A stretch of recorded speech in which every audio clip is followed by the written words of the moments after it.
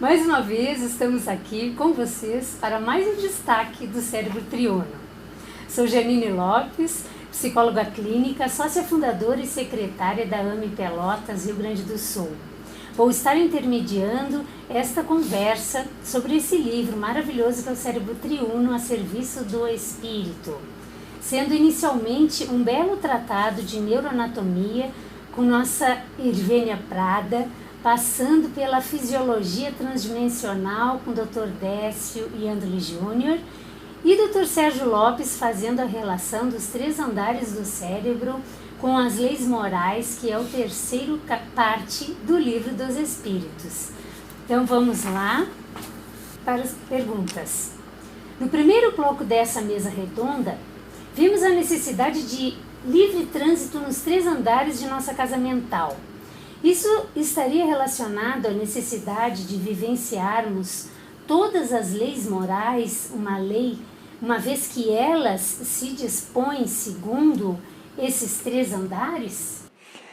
Eu penso que sim, né? Porque se nós estamos num corpo físico, nós precisamos vivenciar a vida física, senão a gente não necessitaria reencarnar, né? A gente está no corpo físico, é que a experiência física precisa ter a sua dimensão atendida nas necessidades que são inerentes à nossa experiência física. E para essa experiência, nós encontraremos nas leis morais um campo que é compatível àquilo que precisamos respeitar e atender na nossa vida material. E que está relacionado ao primeiro nível, o primeiro andar da nossa casa mental. A lei de reprodução, lei de conservação, lei de destruição, são leis morais visivelmente mais materiais, vamos dizer, é o campo mais físico da lei natural, né? Então, que pede atenção e vivência para esta experiência ser vivida de maneira plena. Nesse primeiro nível está relacionada às atenções que nós temos que ter com a gente mesmo, né? A questão da sexualidade, a questão das nossas emoções, porque quando falamos em instintos, nós estamos falando nos remanescentes instintuais da nossa experiência animal, que se traduz no nosso campo humano como a experiência pulsional, né? As pulsões são as emoções básicas, aquilo que nos move na vida física, né?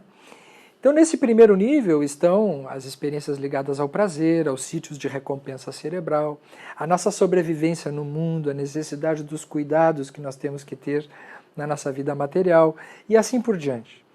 Então, esta dimensão não pode ser negligenciada. A pessoa que queira evoluir espiritualmente não pode deixar de lado e deixar que isso seja esquecido, né? Essa experiência precisa ser atendida. Em relação à sequência desse processo de vivência dos 3 níveis da casa mental, nós precisamos então considerar todas essas possibilidades, como no primeiro que já vimos, nível, mas também o segundo e o terceiro nível, que desde o segundo nível, relacionado à nossa vida presente, às experiências de relacionamento, principalmente na nossa vida atual, né? Se o primeiro nível ele está relacionado à nossa relação com a gente mesmo, no segundo nível nós vamos ter mais uma necessidade da nossa relação com as outras pessoas no mundo. Então, algumas leis que podemos ver logo a seguir, relacionadas mais intimamente a esse nível de ação. E o terceiro nível da casa mental estariam, então, aquelas experiências nossas mais estabelecidas no nosso projeto do vir a ser, né? Portanto, tendo a ver mais com o nosso futuro.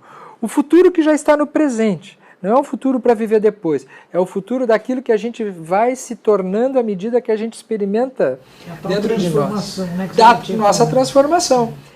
Que são as relações nossas com os planos nobres da nossa área virgem, conforme Calderaro dizia, né? Que existem verdadeiros campos virgens dentro da nossa estrutura celular do terceiro andar do castelo de 3 andares do cérebro, relacionados aos lobos frontais, a nossa área pré-frontal.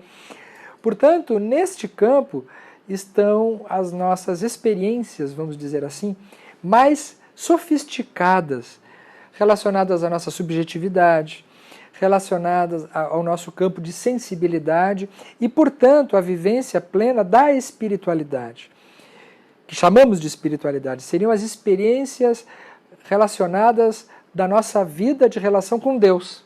Então, se no primeiro plano temos a nossa relação conosco mesmo, no segundo, da casa mental, a nossa relação com os outros no mundo, no terceiro temos a nossa relação com Deus. Não o Deus fora, não o Deus aquele que está em cima das nuvens, não é o Deus antropomórfico, mas o Deus interno e que se amplia na noção de inteligência suprema, além de nós, né? Então, estas 3 experiências, esses 3 níveis, essas 3 dimensões, os 3 andares da casa mental, da nossa casa psíquica, são efetivamente o trabalho, né, resumidamente, que a gente procurou explorar a partir dos conhecimentos que André Luiz nos traz no livro No Mundo Maior.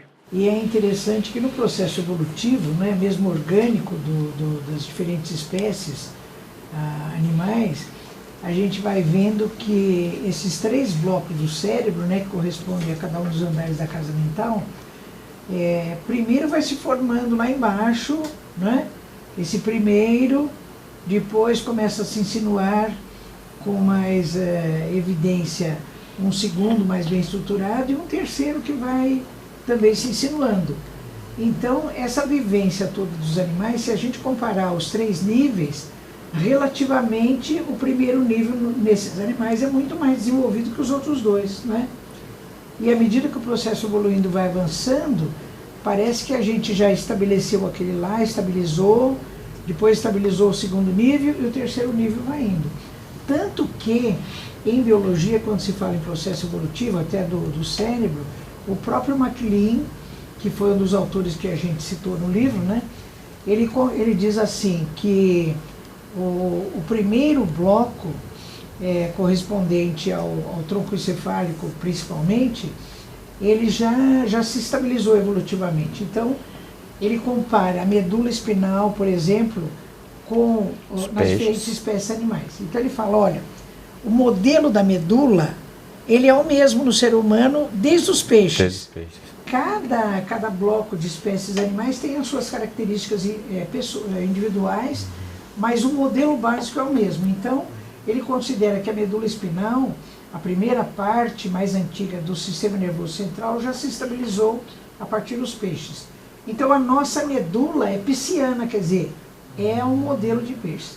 Quando chega no segundo nível, que já é o tronco encefálico, expandindo-se para o tálamo, ele diz que aí já aconteceram modificações extraordinárias, né, nesse nível. Mas que ele também já está estável. Por quê?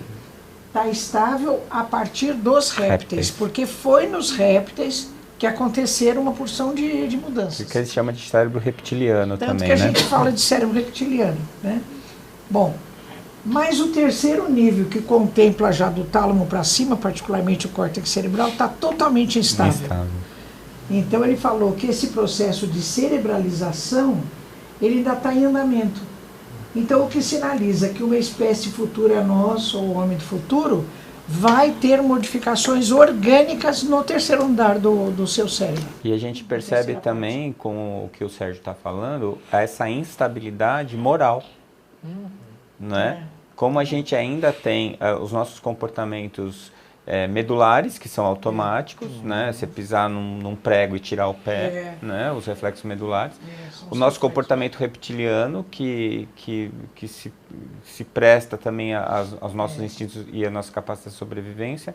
Mas no terceiro andar, pensando nessa questão que a gente estava falando da caridade, na questão da inter-relação com as pessoas, uma inter-relação saudável, ainda é instável. Sim. O que é compreensível, porque se a gente revisar, nós temos mais tempo estagiando nas espécies primitivas, como espírito em evolução, milênios. Nós temos muito mais tempo no animal do que E tem uma coisa muito importante, a gente estava falando da hierarquização, né? Quer dizer, que o instinto não vai embora, ele é apenas hierarquizado. Vai ficar hierarquizado. Eu lembro de uma fala que eu assisti numa palestra de uma grande oradora espírita chamada Irvine de Santos Prada. Eu conheço. Que ela falava do São Jorge matando o dragão. Quer dizer, o São Jorge, que é o ser angelical, dominando o réptil, o animal de sangue frio, que é o dragão. É uma metáfora. Uma metáfora linda, né? Porque é bem isso. Hoje nós estamos vivendo um momento de dominarmos os nossos instintos básicos. Não para eles serem instintos, porque eles estão lá e vão ficar, mas para eles servirem o nosso novo status moral, que é um status já indo para a questão do amor universal, do amor incondicional. É verdade. E chama a atenção que o sistema límbico ele seja uma decorrência anatômica, né, Irvênia, desse trabalho inicial de milênios das espécies primitivas, né? O que no homem significa o homem emocional, que está lá na instância do primeiro andar para o segundo, né? Essa passagem, temos o sistema límbico. O sistema límbico, que é a nossa vida emocional, é um animal indomado. Ele, de fato, ele é uma pulsão permanente de forças já constituídas. O conhecer a si mesmo precisa ter uma intimidade com esse nível, porque se a gente não conhece a nossa vida emocional, nós racionalizamos o resto da vida, ficamos achando conceitos e não nos conhecemos verdadeiramente. Mas quem fará esse trabalho é o homem consciente do presente, né? Que vai poder, através da sua corticalidade, inibir impulsos, controlar expressões, comandar as ações. Inspirado por um terceiro andar, esse sim me chama muito a atenção. Porque se o primeiro e o segundo é resultado dos nossos esforços e da nossa caminhada evolutiva, o terceiro a gente recebe de bandeja, parece, pela nossa herança divina, de campos virgens que nós ainda não desenvolvemos e, portanto, são instáveis, mas já são oferecidos para nós, né? Então é como se a gente tivesse uma herança divina dentro de nós. Mas ainda está em estágio potencial, né? Está esperando para a gente poder a nossa parte, adentrar aqui a nossa parte de fazer isso. Então é uma viagem fantástica essa, né? Porque à medida que a gente tem que se conhecer nas nossas pulsões, na nossa emoção, nós também temos chamaríamos um inconsciente espiritual. Tem uma parte do nosso inconsciente evoluído, do nosso ser, que ele está desconhecido para nós e que nós precisamos entrar nele também. É interessante isso. A gente, quando fala em inconsciente, a gente imagina apenas o inconsciente freudiano, o inconsciente dinâmico. Não, nós temos um inconsciente espiritual, de potenciais não utilizados, que nós desconhecemos. Sérgio, você está falando nisso, eu estou me lembrando, no Evangelho segundo o Espiritismo, quando Kardec fala da fé, tem um trecho que diz assim: fé é a sensação inata no ser humano da sua destinação futura. E mais, é a consciência ou a inconsciência que ele tem, ele sabe que ele tem faculdades ainda em potencial que lhe foram dadas pelo Criador e que ele vai precisar desenvolver pela sua vontade ativa. Olha, esse trecho do Evangelho eu acho assim de uma sabedoria, porque assim, fé não é assim, você acreditar. Quando eu caí lá em Portugal, né, que o Décio estava comigo, eu falei, eu tenho fé que o Dr. Bezerra vai me ajudar. Quer dizer, eu desejo que o Dr. Bezerra me ajude, mas isso não é fé. Porque o verdadeiro sentido de fé é aquele sentimento inato da sua destinação futura e da consciência, pode ser subliminar, das faculdades que você tem ainda em potencial e que vai desenvolver pela sua vontade ativa. É isso que você está falando, Sérgio, né? Que a gente não sabe conscientemente que tem uma porção de coisas, mas que já vai poder desenvolver. É que Jesus dizia, sois deuses e não sabeis, né? A senhora falar da fé, eu acho que não é discordante, ao contrário, mas eu penso na fé como algo de que eu não questiono. É uma coisa que eu tenho certeza. Sim. E eu tenho certeza não porque alguém me contou, não porque eu criei isso, eu construí isso dentro de mim. E aí você falou dos 3 andares, né? Você falou da relação comigo mesmo, com o passado. Eu costumo, quando a gente vai abrir os estudos de ciência e espiritualidade na universidade, a primeira aula é sobre a diferença entre religião, fé e espiritualidade. Sim. E eu costumo resumir dizendo que a religião sou eu com os outros, a fé sou eu comigo mesmo e a espiritualidade sou eu com Deus. Que é mais ou menos o mesmo paralelo que você traçou ali. Muito bonito. Então você percebe que a gente está trabalhando esses 3 níveis o tempo inteiro, o nosso cérebro está se instrumentalizando para esses 3 níveis, né? Parece que tudo no final, o número mágico é 3, né? Parece que E grosseiramente falando, então, fé seria Ervênia ter pensado, o Dr. Bezerra está aqui. Seria sem pensar, sentir a presença. Sentir. Ou eu não tenho dúvidas de que o que está acontecendo comigo vai me trazer algum resultado, vai fazer alguma coisa... Eu acho que esse uma certeza trecho do Evangelho é muito claro, porque ele fala, é o sentimento inato no ser da sua destinação futura, né? Você sabe que... tá lá. Que ele vai estar ali, não é um desejo. O que eu acho curioso nisso é assim, é que isso fecha perfeitamente com o pensamento que vocês estão trazendo. Mas isso não pode ser confundido com um atalho para negar o fato. Né? Se eu caio de uma escada e quebro uma perna, tem dor, tem angústia, tem medo. Logo, tem medo, tem tantas emoções que não podem ser negadas. Porque se a pessoa nega isso aí, ela entra numa angústia, num sofrimento do desconhecido e procura se apegar no que chama de fé. Isso é uma fé de perna quebrada, né? Mas porque, na verdade, é uma vivência que precisa incluir a experiência. É verdade. E cabe nessa experiência esta certeza de que, apesar de toda a dor, apesar de toda a angústia, de todo o medo, algo me acompanha, algo eu tenho além disso. Por isso que eu falo que a fé é altamente democrática, porque ninguém pode te impor, você tem que construir. É verdade. E existem aquelas considerações que são inatas, como a doutora Ivana está falando, e que muita gente nega. Sim. Então, quando eu falo que eu não acredito em Deus, quando eu falo que eu não acredito em nada, quer dizer, dentro do meu ponto de vista, obviamente, eu posso estar declarando ou negando alguma coisa que eu não tenho como evitar. E é o que você está falando. Por exemplo, eu estou passando por um episódio difícil, eu estou passando por uma dor, eu sofri um acidente, eu não posso ignorar o medo, eu não posso ignorar, porque é o seu cérebro reptiliano agindo para que você se preserve, para que você se defenda, não é? Sim. Então, eu acho que talvez essa seja uma dificuldade da gente prática, não teórica.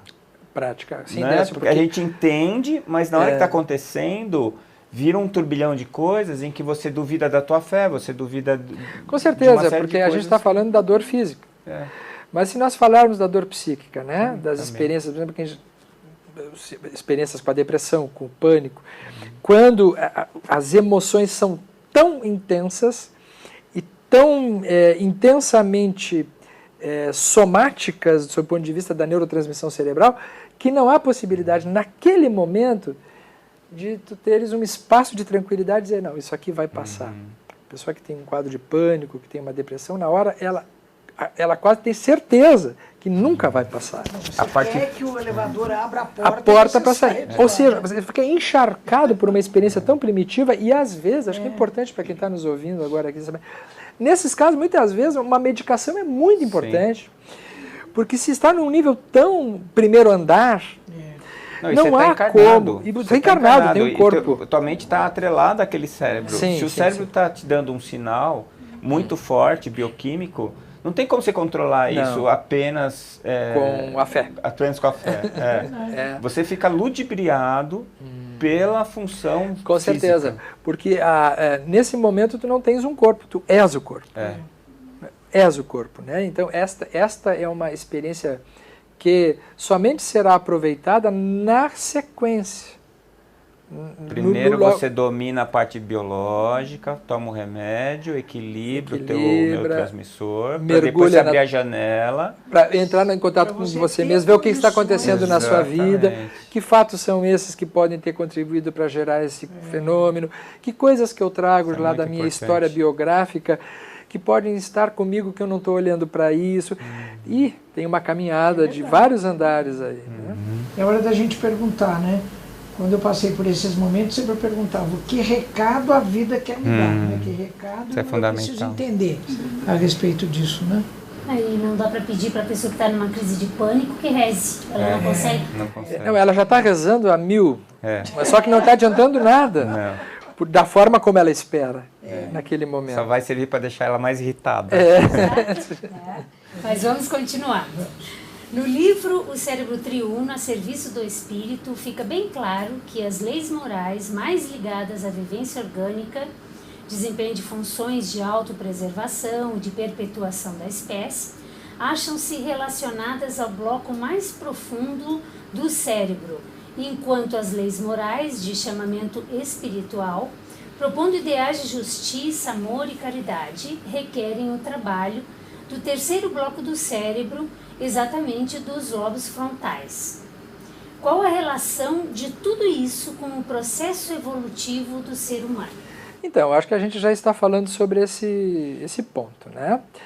É claro que quando a gente estuda o assunto dentro do cérebro triuno, a gente departamentaliza o tema, né? Vamos estudar mais intimamente, o cérebro inicial tem essas funções, né, primitivas, o cérebro, ou o andar superior do cérebro, vamos dizer assim, né, do encéfalo, os lobos frontais estão relacionados a essas características mais sofisticadas do processo evolutivo, e isso é verdade, isso está documentado, isso pode ser registrado por neuroimagem, isso pode ser atestado por vários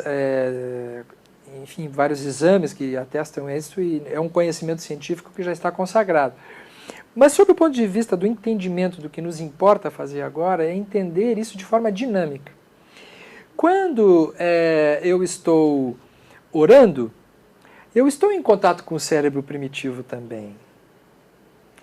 E quando eu estou vivenciando uma experiência muito material, eu posso estar conectado com o meu ser espiritual mais elevado, né?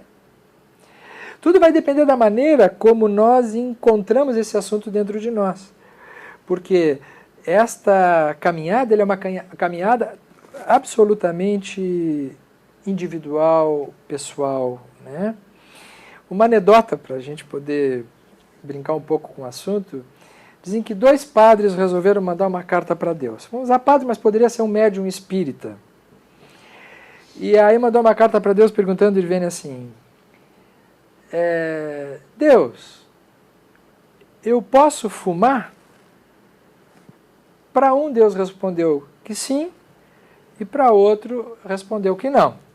O que recebeu a resposta que não, se sentiu injustiçado. E perguntou para ele por que para ele sim, não e o outro teria sido sim. Pode ser o cigarro, pode ser a bebida, pode ser qualquer outra coisa, é só uma metáfora, né? Representando a experiência humana mais crua daqui da nossa realidade comum. E aí ele então recebeu como resposta que tudo depende da forma como é feita a pergunta. Porque o primeiro perguntou assim, eu posso fumar enquanto eu rezo? E a resposta foi não, porque não combina. Se eu estou rezando, eu vou acender um cigarro? São situações incompatíveis. Só que o outro que recebeu o sim perguntou de um outro jeito. Eu posso rezar enquanto eu fumo? Sim, deve. Sim. Porque se já está fumando mesmo, fazer uma oração, a oração cai bem em qualquer momento. O primeiro está pedindo permissão para fumar, o outro está pedindo permissão para rezar. Então, dependendo, essa é uma metáfora, né? Uma brincadeira, obviamente, não estamos fazendo apologia ao cigarro, não é isso, mas para mostrar assim, dependendo de como eu lido com os meus conflitos, de como eu me relaciono com Deus, eu posso ter um sim ou um não na minha vida. Né? O cérebro primitivo, ou mais evoluído, ele não está em oposição. Vai dependendo de como eu lido com isso. Isso me faz lembrar de novo aquela ideia que a gente colocou inicialmente. não é a ação, mas a motivação. A motivação. Então, às vezes eu posso ter a mesma ação com efeitos completamente diferentes, porque a motivação, o que moveu aquela ação, não é a mesma coisa. A mesma É coisa. que os espíritos dizem o que vale é a intenção, né? Sim, e é muito interessante para dizer isso, porque às vezes as pessoas fazem perguntas prontas nas palestras da gente, assim, o que acontece com uma pessoa que fez tal coisa? É uma Qual é o simplificação destino de alguém que cometeu tal ato? Depende. Uma coisa muito pontuada, né? Porque as experiências aparentemente são iguais, mas elas são absolutamente diferentes. Porque as vivências são individuais, existem potenciais evolutivos distintos e por isso que nós não temos Tanto como que prever. diante de uma mesma experiência, vivida ao mesmo momento, duas pessoas podem tirar lições completamente diferentes. Com certeza. Uma pode ficar traumatizada e aquilo atrapalhar a vida dela, e a outra pode tirar daquilo uma lição importante que a aperfeiçoe. Então, a forma como você recebe e a maneira como você digere o que está acontecendo. A gente vê muito isso na profissão, como médico, o paciente que tem uma doença grave e que se revolta, e que perde a fé, né? É como se pudesse perder a fé, mas vai questionar. E a outra que tem um desdobramento daquela fé, um desdobramento positivo. Né? Eu tive um paciente que teve um câncer grave de esôfago e não tinha mais solução, era um paciente com um prognóstico de poucos meses e na hora da gente fazer uma cirurgia paliativa só para melhorar a condição dele, eu fui tentar conversar com ele para chamar alguém da família para acompanhá-lo. E ele falou que ele não tinha ninguém, porque ele tinha sido alcoólatra, tinha abandonado a esposa e a filha, e que nunca mais tinha feito contato com eles. E ele deixou o alcoolismo, mas nunca mais teve contato com a família. Eu pedi para ele me dar o contato, consegui entrar em contato com a filha, a esposa tinha morrido, mas a filha era médica. E a filha, quando eu entrei em contato com ela, ela não quis nem saber dele, disse que não tinha pai. Só que na véspera da cirurgia ela resolveu aparecer lá e acabou ficando com ele. Ele foi operado e ela levou ele embora. E eu encontrei esse paciente depois de 5 anos. Olha. Ele ainda com as metástases, ele ainda com a doença grave. E eu fiquei assustado, perguntei para ele o que tinha acontecido. Ele falou para mim que ele tinha conversado com o câncer dele, tinha feito um acordo, o câncer não mexia com ele não mexia com o câncer. Porque ele tinha jogado todas as oportunidades dele na vida no lixo e agora aquela doença tinha dado a chance dele ser pai, dele ser avô. Olha que beleza. Então você vê, aquela doença que não deixava ele comer, que fez ele ser operado, que era para ter tirado a vida dele, a vida física dele em 3 a 4 meses, foi para ele, na visão dele, a grande bênção que ele recebeu, porque deu a oportunidade dele se resgatar com a filha e de conhecer o neto.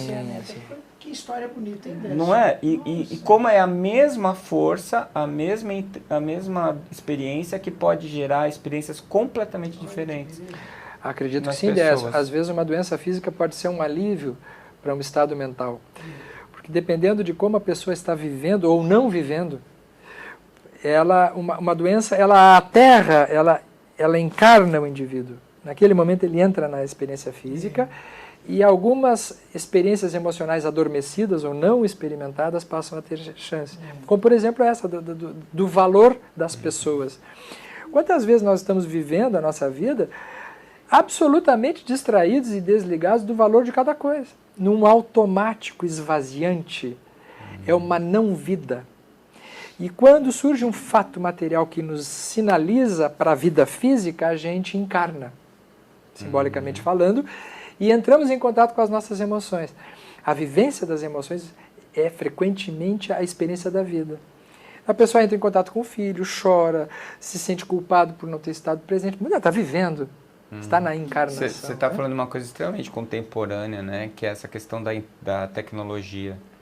Quantas e quantas vezes a gente vê pessoas que estão em um ambiente com pessoas fisicamente presentes, que elas podem estar interagindo, conversando, e elas ficam absortas no celular, Sim. ou estão em um outro momento, ou Sim. estão fazendo uma coisa que não traz absolutamente nada, né?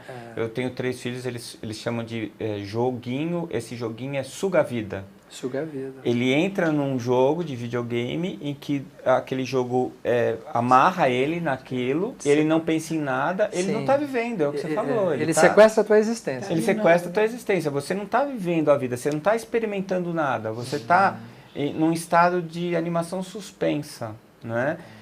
A gente tem uma vida tão curta, a gente acha que a vida é longa até os 18 anos, depois ela vai passando tão rápido e a gente vai desperdiçando esses momentos. Tem um videozinho na internet que está rodando agora, em que eles reúnem 2 pessoas que se gostam muito e que se veem pouco. E aí eles começam a fazer o cálculo, pela frequência com que aquelas pessoas se encontram, quanto tempo elas têm para se ver antes uma delas morrerem.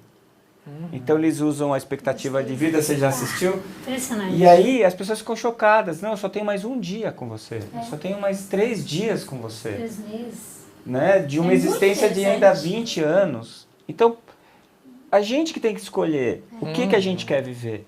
Você vai jogar a tua vida fora num videogame ou você vai experimentar a vivência do lado daquela pessoa que te faz bem. Né? Fantástico.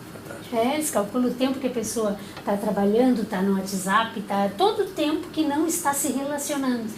Aí realmente dura um dia, meses, dias, um ano. E a pessoa, mas como? Eu gosto tanto de ti, como assim? Eu vou ter 3 meses. Sim. Que coisa, né? Aí tem que reencarnar de novo numa outra vida para poder sem celular, sem né? celular. Mas vamos continuando.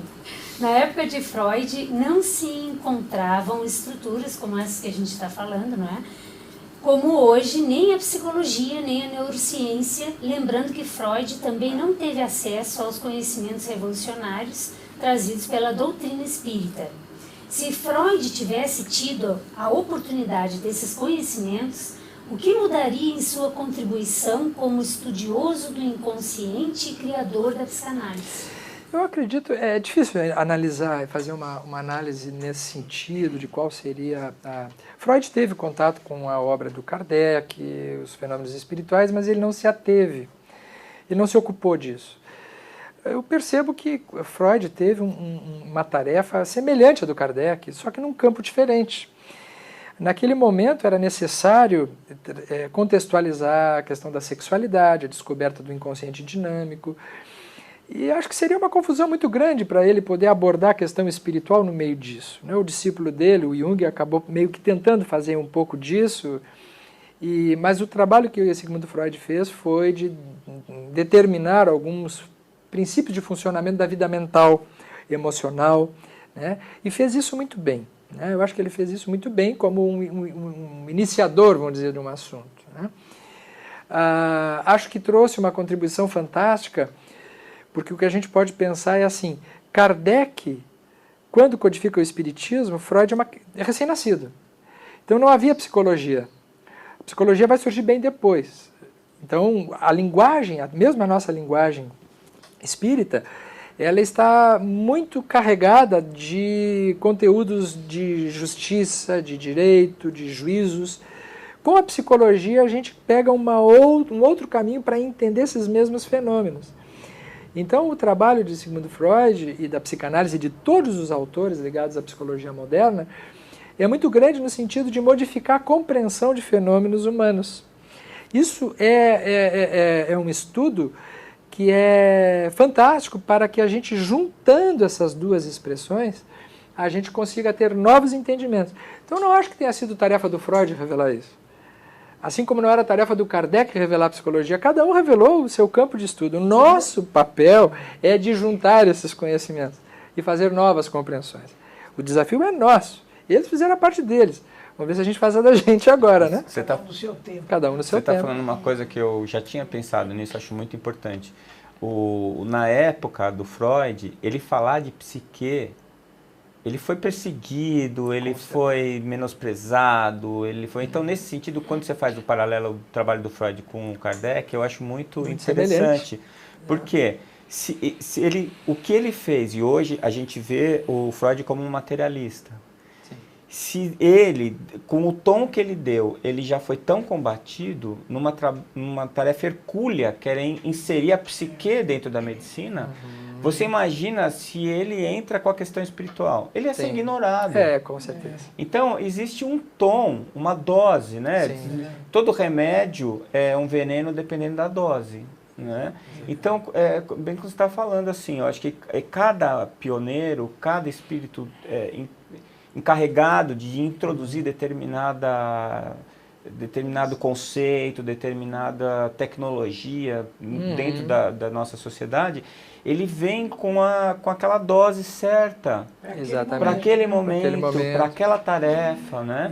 E mesmo hoje, Décio, a gente lendo Freud, quando hoje eu retomo a leitura de Freud, eu descubro que ele abordou a vida espiritual com uma nomenclatura que ele achou a mais apropriada para poder ter esse acesso ao conhecimento, né? Porque quando ele situa o aparelho mental, ele cita as relações objetais, ele não está sequer preocupado em que parte do cérebro isso acontece. Então ele está falando da experiência em si, que nós entendemos que é a experiência espiritual. Isso era revolucionário. Isso é revolucionário. Embora ele dissesse, não, espírito é bobagem, muito bem, eu simplesmente para dizer assim, não sou religioso, não deem bola para esse negócio, que eu não se ocupou. Acho até que teve uma certa preocupação de dizer claramente, não sou religioso, acho até tudo isso uma bobagem, porque aí tinha mais chance de ser aceito. Sim. Aliás, Kardec, ele fez alguma coisa parecida quando ele dizia lá no início que o espiritismo não era uma religião. Ele tinha essa preocupação também de não entrar pelo mesmo caminho desgastado da fé cega, da crença, da dependência imatura de seres que vão governar a nossa vida. Houve esta mesma preocupação. E a gente precisa entender os autores no contexto da sua época. Sim. Né? Hoje a gente pode pegar o cérebro triônico e dizer assim, não, tem um porão, olha, lá está o Freud, ó, quando ele falava das emoções, fala sistema límbico, das nossas raivas, da nossa sexualidade reprimida. A gente tem que falar sobre esse assunto. Né? A gente tem que falar, porque senão a gente se transforma também em seres assexuados, falando de Jesus. Mas precisa ser assim? Não, nem deve, porque nós somos seres com todas essas pulsões. Então ele é bem-vindo para a nossa discussão. Agora, não podemos falar em espírito para termos um tom de seriedade? Não. Se nós não falarmos em espírito, num universo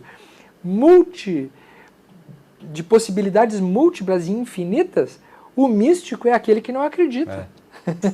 Porque se eu observar que nós temos multi-universos e considerar de que apenas a biologia é capaz de gerar tudo isso, isso é misticismo. Não, e o contexto que a gente está vivendo hoje é um contexto diferente. A gente tem bases para afirmar isso, que na época ele não tinha. Então é aquela história, o materialismo nos trouxe aqui. Né? E essa posição que nós nos encontramos hoje é que nos possibilita vislumbrar outras questões de uma maneira séria, de uma maneira mais segura. Né? Sim, vamos seguindo a nossa penúltima questão.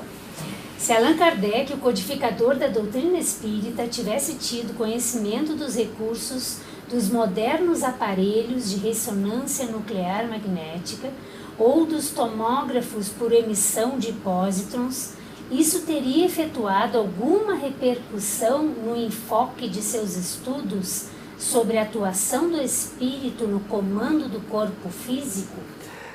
Olha, novamente, né, a gente fica especulando com a imaginação. Né? Eu imagino que Kardec, com o que tinha, ele já fez o suficiente, porque simplesmente hoje o que os aparelhos nos atestam é uma amplificação daquilo que ele já fez. Eu imagino que ele ia gostar muito de ter um aparelho de ressonância para poder falar de assuntos que ele falou naquela época de forma mais limitada, né, mais rudimentar. Mas eu acredito que